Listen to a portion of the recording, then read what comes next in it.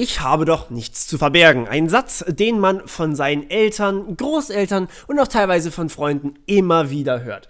Und meiner Meinung nach ist es eines der größten Missverständnisse im 21. Jahrhundert. Warum Missverständnisse? Weil diese Leute häufig nicht ganz verstanden haben, was es heißt, diese Daten einfach so rauszugeben. Weil sie auch oftmals nicht wissen, was an diesen Daten eigentlich so wertvoll ist. Und ja, wie ihr merkt, dieses Thema liegt mir persönlich sehr stark auf der Seele und deswegen bitte ich euch einfach, ich weiß, ihr seid wieder mal natürlich so eigentlich die falsche Zielgruppe dafür, aber einfach mal jeden, der diesen Satz sagt, einfach mal dieses Video geben, um ihm zu zeigen, es geht nicht nur um die NSA, um Google oder um Deutschlands Geheimdienste, sondern es geht auch um die eigene Sicherheit und die möchte man doch eigentlich in den meisten Fällen schützen. Wie? Das zeige ich euch in diesem Video. Wir fangen einfach direkt an. Ich nehme so eine kleine Grundlage und zwar den Talk, den es beim CCC bzw. bei der Hackermesse vom Chaos Computer Club gab. Und die haben dort sehr, sehr interessante Aspekte aufgestellt, die ich euch jetzt mal ganz kurz zeigen möchte. Das volle Video ist natürlich in der Beschreibung verlinkt, also von dem Talk. Da könnt ihr euch auch gerne das Ganze angucken. Super interessant. Ich habe mir jetzt hier nur ein paar wichtige Aspekte rausgesucht und dann auch ein bisschen noch ergänzt mit dieser anderen Perspektive, die ich vielleicht auf diese ganze Thematik teilweise habe. Gut, der erste Schritt von den Leuten, die da vorgetragen haben, war, sie haben eine Firma gegründet. Zumindest eine Scheinfirma. Diese Scheinfirma hat natürlich eine Website besessen und diese Website seht ihr hier. Das Ganze war gemeldet in Israel. Dort ist man mit den Datenschutzbedingungen jetzt nicht ganz so extrem wie jetzt in Deutschland zum Beispiel. Aber das war auch überhaupt kein Problem, denn derjenige, oder besser gesagt diejenige, die diese Firma gegründet hat, die stammt trotzdem aus Deutschland. Das heißt, das muss nichts heißen, wenn die Firma ihren Sitz in Israel hat, kann trotzdem eine deutsche Firma einfach sein. Gut. Die Firma macht natürlich irgendwas mit Consulting und dann auch noch Data-Driven, was ja normalerweise immer irgendwas mit Daten zu tun hat. Und das befähigt sie sozusagen, einfach mal Anfragen zu stellen und zwar an die größten und wichtigsten Unternehmen in der Data Industry, also in der Industrie, die Daten verarbeitet. Ihr seht, es gibt ein paar wenige Unternehmen, die hier vielleicht mit Daten hin und wieder mal konfrontiert sind. Ihr müsst das nicht alles lesen, das sind sehr, sehr viele und dieses Bild habe ich auch rausgesucht, unten ist der Link dazu, könnt ihr gerne mal gucken, das ändert sich wahrscheinlich regelmäßig. Auf chiefmartech.com gibt es eine Übersicht von allen, die mit Daten arbeiten, es sind einen ganzen Haufen und da kann man sich ganz gerne einfach mal die Firmen raussuchen und die dann natürlich einfach auch kontaktieren, was die dann eben auch gemacht haben. Das heißt, die haben die Firmen angeschrieben und haben gefragt, Mensch, wie sieht's aus, kann ich mal eine Gratisprobe haben? Immerhin machen wir hier Data-Driven Consulting und dazu brauchen wir Daten. Die würden wir natürlich von euch kaufen, aber wir müssen erst beurteilen, ob die Daten auch wirklich gut sind oder ob sie schlecht sind. Und genau das haben sie dann einfach bei einem ganzen Haufen von diesen Firmen gemacht und einer hat gemeint, Mensch, ja klar, hier hast du mal 14 Tage Zugriff auf unsere Clickstream-Daten. Clickstream-Daten ist ein fancy Fachwort für eure komplette Browser-History, also alle Webseiten, die ihr besucht habt und wann. Ohne die Daten, die ihr an diese Webseiten geschickt habt, das ist nicht dabei. Das wäre ja ein Datenschutzskandal, wenn die Daten dahin geschickt werden. Aber es sind eben die Webseiten, die besucht werden, einfach dabei. Hier mal ein paar Beispiele. Die Xe wurden von dem Vortrag, also für den Vortrag zensiert, damit eben der Datenschutz hier nicht ganz so krass kaputt geht, weil es ist immer ein öffentlicher Vortrag, jeder kann das sehen. Und da wird man jetzt nicht irgendwie Google-Login-Daten oder sowas bekommen, also nichts, was für einen Hacker wirklich wichtig wäre jetzt auf den ersten Schritt. Aber man kann zum Beispiel sehen, hey, wunderbar, ich weiß ganz genau, was für ein Auto du gesucht hast. Also das hier ist zum Beispiel jetzt eine Autosuche gewesen für irgendein ganz spezielles Modell, ganz spezielles Baujahr oder was auch immer, weil man natürlich die Suche konfiguriert hat, so wie man das gerne möchte. Und diese Suche, die gibt natürlich schon mal sehr gut Aufschluss darauf, was da eigentlich gesucht wurde. Jetzt, warum ist das irgendwie relevant? Ich meine, ich habe ja gesagt, von mir aus können die ruhig meine Daten sammeln zu Marketingzwecken, ist jetzt nicht ganz so schlimm. Ich persönlich mag es trotzdem nicht, aber das kann man auch oftmals einfach ausstellen und ist jetzt auch nicht ganz so tragisch. Ich meine, dann kriege ich halt ein bisschen Werbung. Mein Gott, die meisten von euch haben eh einen Adblocker, den ihr übrigens gerne ausschalten dürft für mich, wenn ihr mich unterstützen wollt. Gibt auch bei Adblockern die Funktion, für einen speziellen YouTube-Kanal übrigens die Werbung auszustellen. Ist wunderbar, kann ich nur empfehlen. Gut, auf jeden Fall hier schon mal perfekte Möglichkeit, Werbung zu schalten. Nichts weiter Tragisches. Tragisch wird es dann, wenn man solche Links findet. Und zwar war das ein Polizist, der bei Google Translate ein Schreiben übersetzen lassen hat. Das Schreiben kann man hier aus der Überschrift oder aus dem Link wunderbar rauslesen. Und zwar: sehr geehrte Damen und Herren, bla bla bla, sieht in Langform genau so aus. Die roten oder orangefarbenen Abschnitte sind auch wieder hier vom Vortragenden zensiert worden. Und das ist schon ein bisschen kritisch. Der hat nämlich einfach seinen Vornamen, seinen Nachnamen, die IP-Adresse, den Zeitstempel und das Aktenzeichen und auch die Telefonnummer mit übersetzen lassen, was man ja normalerweise eigentlich wissen sollte, dass man das nicht tut. Aber derjenige war sogar ein Spezialist für Cybersecurity bei der Polizei. Das heißt, das trifft nicht nur irgendwelche unbedarften 80-jährigen Rentner, die aus Versehen gerade mal was im Internet machen, weil ihre Enkel gesagt haben: geh ins Internet, Opa, ich brauche hier was. Sondern es trifft auch Leute, die bei der Arbeit eigentlich Ahnung haben sollten vom Internet. Und ich will gar nicht wissen, wie viele solche sensiblen Daten einfach in der URL drin mit übersetzt wurden sozusagen. Das passiert natürlich nicht nur bei Google Translate, sondern es gibt sehr, sehr viele URLs, die wichtige Informationen irgendwie speichern und dadurch eben auch an solche Dienstleister, in Anführungsstrichen, einfach mal übertragen. Und das ist sehr, sehr gefährlich, denn mit so einer IP-Adresse kann man schon einiges Böses anstellen, vor allem aber mit einem Aktenzeichen oder mit einer E-Mail-Adresse oder einer Telefonnummer. Möchte ich nur mal ganz kurz anmerken. Okay, also ihr seht, ist vielleicht gar nicht so toll. Aber es geht natürlich noch weiter. Wir können nämlich diese Daten hier, also das ist natürlich jetzt ein Paradebeispiel zum De-Anonymisieren. Ich habe den Vornamen, ich habe den Nachnamen. Aber diese ganzen Daten sind ja ursprünglich eigentlich anonymisiert worden. Man sieht zwar, welcher Benutzer welche Links aufgerufen hat, aber die Benutzer haben einfach nur irgendeine zufällige Zahl. Das heißt, das hier ist jetzt, was ihr hier sehen könnt, alles von Benutzer 128 oder von mir aus Benutzer 42. Und von diesen Benutzern haben wir jetzt natürlich sehr, sehr viele, mehrere tausend Benutzer. Und jetzt ist unser Ziel, wenn wir bösartig denken, diese Benutzer zu de-anonymisieren. Und dann kommt der Real Shit. Dann passieren echt böse Sachen, denn damit kann ich echt fiese Dinge tun. Und ja, sehen wir, indem wir einfach mal YouTube nehmen. Einfach nur YouTube. Es gibt einen ganzen Haufen Möglichkeiten, die man eben hier benutzen kann. Und da wir uns gerade auf YouTube befinden, dachte ich mir, Mensch, warum machen wir das nicht einfach mal mit YouTube-Videos? Jedes YouTube-Video hat eine ID. Diese seht ihr oben in eurem Browser, wenn ihr es auf dem normalen Rechner guckt. Übers Tablet leider nicht so einfach möglich. Aber ja, jedes Video hat eine ID. Und wenn ihr diese Webseite besucht, dann wird diese ID auch in der URL angezeigt. Sprich, sie ist auch in diesen Clickstream-Daten drin. Und das bedeutet, jemand kann natürlich genau sehen, welcher, also ob jetzt Nutzer 42 von mir aus Video A, B und C gesehen hat oder eben D, E und F.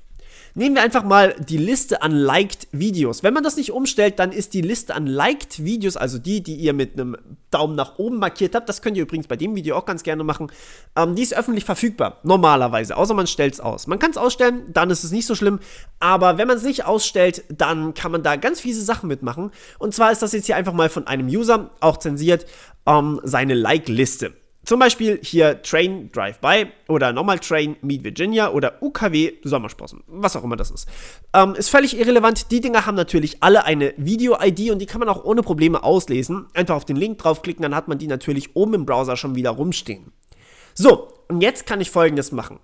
Ich nehme einfach aus meinen Clickstream-Daten alle Benutzer raus, die sich Train Drive-By angeguckt haben. Und das sind von mir aus 20.000 Benutzer, wenn ich hier hinten angekommen bin. Also sehr, sehr viele Benutzer. Zufällig sortiert, irgendwelche Benutzer, völlig egal. Okay, nächster Schritt, Train Meet Virginia. Ich nehme natürlich nur die Benutzer, die sich auch Train Drive-By angeguckt haben und die dann Train Meet Virginia angeguckt haben. Sind immer noch recht viele. Aber jetzt wiederholen wir das einfach mal für 7 oder 8 Videos. Und die Like-Liste ist natürlich ganz schön lang eigentlich. Und wenn ich das Ganze mit 9 Videos mache, spätestens bei 9 Videos, habe ich hier einen 100%igen Match. Das heißt, ich kann 1:1 zuordnen, ob dieser Benutzer hier ist. Das heißt, ich weiß jetzt hier, okay, Benutzer 42, ich weiß, ist nicht 42, aber egal. Benutzer 42 hier oben, der hat genau diese Videos angeguckt. Und es gibt keinen anderen Benutzer, der genau diese Videos auch gesehen hat. Es geht nicht darum, ob er sie geliked hat oder nicht. Das können wir aus den Clickstream-Daten nicht rauslesen. Einfach nur das Angucken reicht aus. Und wenn man es geliked hat, hat man es offensichtlich auch gesehen. Also hat man nach 9 Videos schon eindeutig rausgefunden, welcher Benutzer diese Liste hier hat. Das heißt, ich habe eine Zuordnung von YouTube zu genau diesem Profil hier in meinen Clickstream-Daten. Das heißt, ich habe meinen Nutzer de-anonymisiert und weiß im Endeffekt seine komplette Browser-History und ich kann die Browser-History mit seinem Google-Konto verlinken. Also ich kann das. Und da diese Firma einfach von normalen Menschen gemacht wurde, die jetzt nicht eigentlich wirklich eine Firma gründen mussten, also die haben eine Firma gegründet, die im Endeffekt nichts tut, das sind kostenlose Daten, die haben da nichts für getan, außer sich eine Fake-Firma in Israel aufgemacht. Die haben kompletten Zugriff auf eure Browser-History, wenn sie wollen. Und das ist schon ziemlich krass. Es gibt noch sehr viel mehr Methoden, die man hier irgendwie benutzen kann. Also irgendwelche Geodaten oder einfach nur besuchte Webseiten reicht auch aus. Komplett offen. Und ja, da kann man schon den Nutzer de-anonymisieren. Nicht so schön, wenn man jetzt zum Beispiel dran denkt, dass manche Informationen in meiner Browser-History vielleicht eher privat bleiben sollten. Also ich würde jetzt zum Beispiel nicht einfach jedem von euch meine komplette Browser-History zeigen, weil wen geht's was an, ne? Ist okay, kann man aber immer noch der Meinung sein, ist für mich in Ordnung, kann jeder haben. Bleibt ganz euch überlassen. Jetzt möchte ich euch aber noch kurz ein bisschen weiterführen, was man mit dieser Browser-History eigentlich machen kann. Und da wird es erst richtig gruselig. Okay, wir gehen ein Stück weiter, denn wir haben ja hier auch die Möglichkeit, E-Mail-Adressen einfach so aufzukaufen. Zum Beispiel bookyourdata.com. Da können wir filtern nach Joblevel, Jobfunktion und so weiter und so fort. Das heißt, hier kann ich einfach mal meine E-Mail-Adresse aufkaufen. Und häufig steht diese E-Mail-Adresse natürlich auch in Zusammenhang mit zum Beispiel einem Google-Konto. Weil ich zum Beispiel habe natürlich auch meine E-Mail-Adresse mit einem Google-Konto verknüpft. Und meine E-Mail-Adresse ist öffentlich.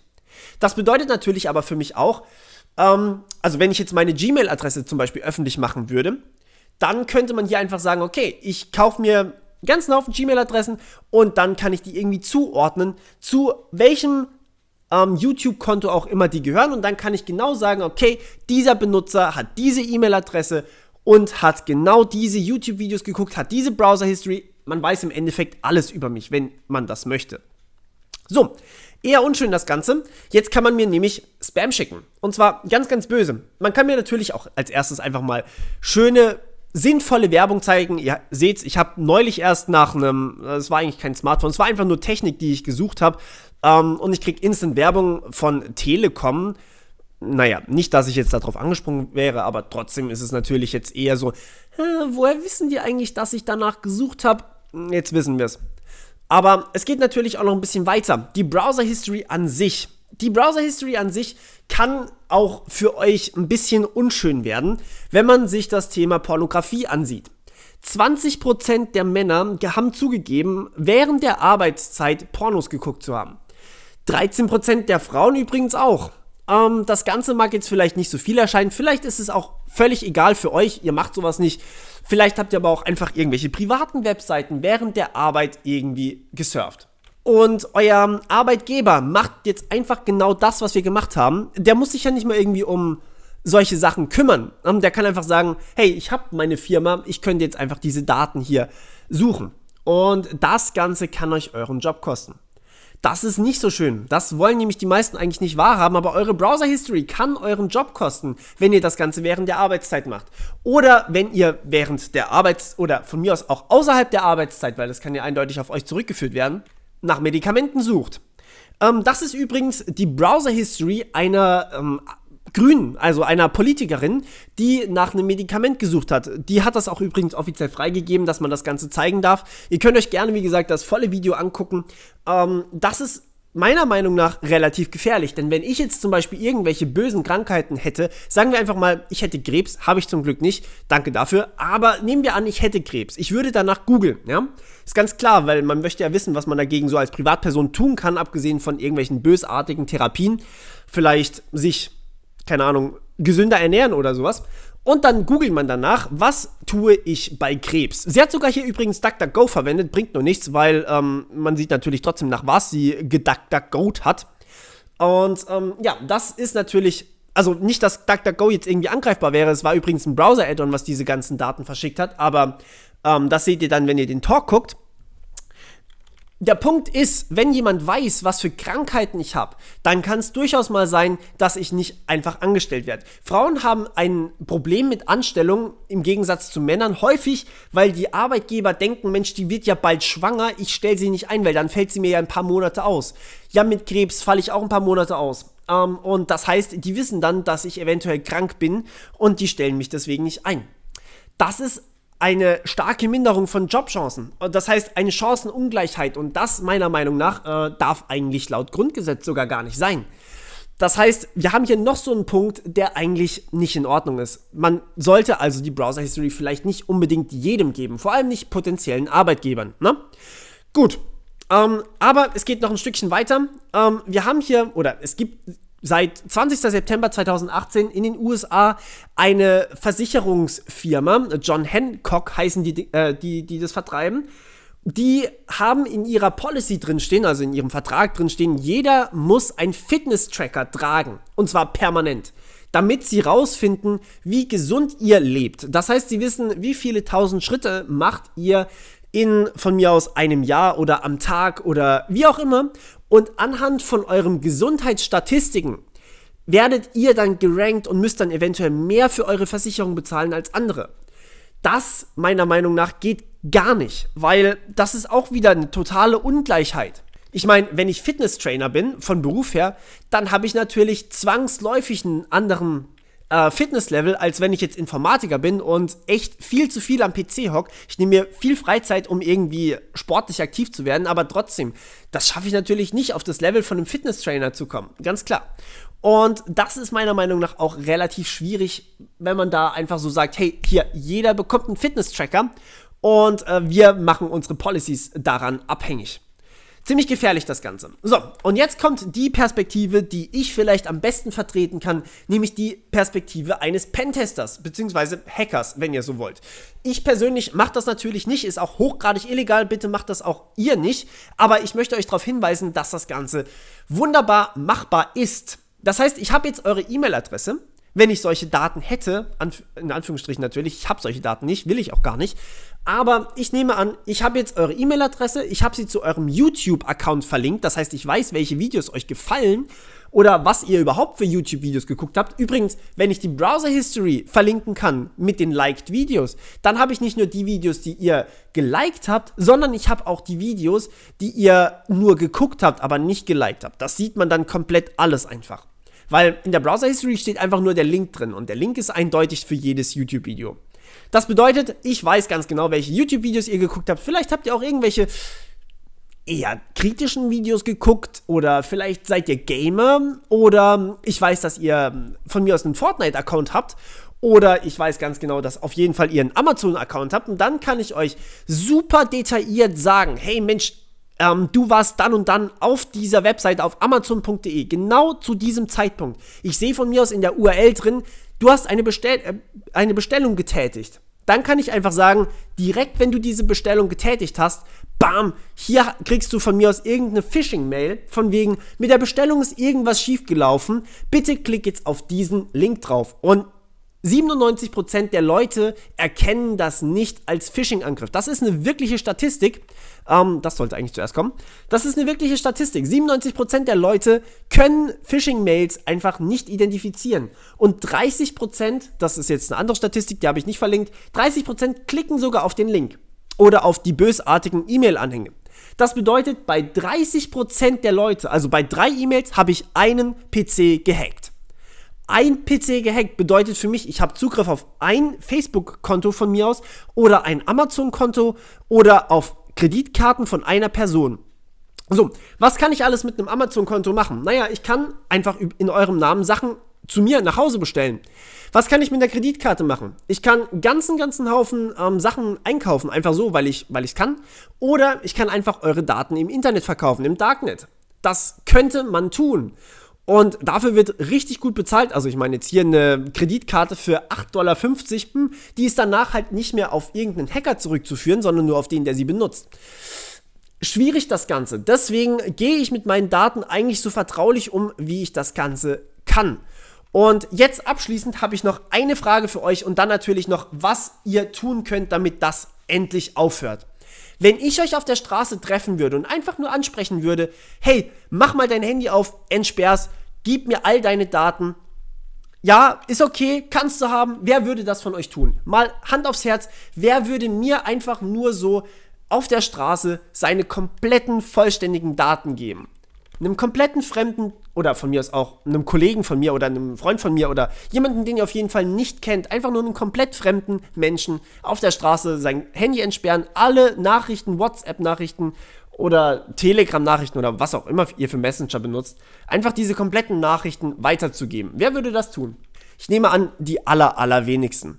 Und deswegen hier mein Aufruf an euch, versucht bitte einfach, nein, nicht versucht, gebt dieses Video weiter an jeden, der euch irgendwann mal im Zusammenhang auf dieses Thema vielleicht ausgelacht hat oder gesagt hat, ich habe nichts zu verbergen. Gebt einfach jedem dieses Video und zeigt ihm, was möglich ist. Und noch besser, geht einfach auf die Straße, sprecht random Leute an und fragt sie, wie stehst du zum Thema Datenschutz? Gib mir bitte mal dein Handy und entsperr's für mich, damit ich jede Nachricht lesen kann. Probiert's einfach mal, geht auf die Straße. Ich glaube, das wird eine sehr, sehr spaßige Gelegenheit oder auch Angelegenheit. Und ja, ich wünsche euch ganz viel Spaß damit. Und ich hoffe, dass sich in Zukunft da auch ein bisschen die Einstellung der Menschen ändert und dass wir da gemeinsam was erreichen können. Ich bin da natürlich auf euch angewiesen, weil alleine kann ich wenig machen. Ich kann nur euch erreichen und ihr könnt das Ganze weiterreichen an alle Leute. Übrigens, kleiner Funfact: Wenn jeder, dem ihr das weitergebt, das Ganze nochmal weitergibt und das Ganze 7-mal passiert, das heißt, wenn ich dieses Video teile und jeder eurer Freunde gibt das weiter und jeder von dem seinen Freunden gibt es weiter und so weiter und so fort, wenn das 7-mal passiert ist, hat dieses Video hier jeder auf der ganzen Welt gesehen. Also auch Amerika, die kein Deutsch sprechen, aber egal. Nur so als Funfact mal. Und ja, ich hoffe, das motiviert euch und ja, zeigt auch einfach mal auf, wie gefährlich das Ganze sein kann. Es geht hier nämlich noch ein bisschen weiter als nur irgendwelchen berühmten Firmen unsere Daten zu geben, sondern auch irgendwelchen random Personen auf der Straße. Und das war's von meiner Seite. Sorry für den Abriss gerade und ja, wir hören uns beim nächsten Mal wieder. Bis dann. Ciao.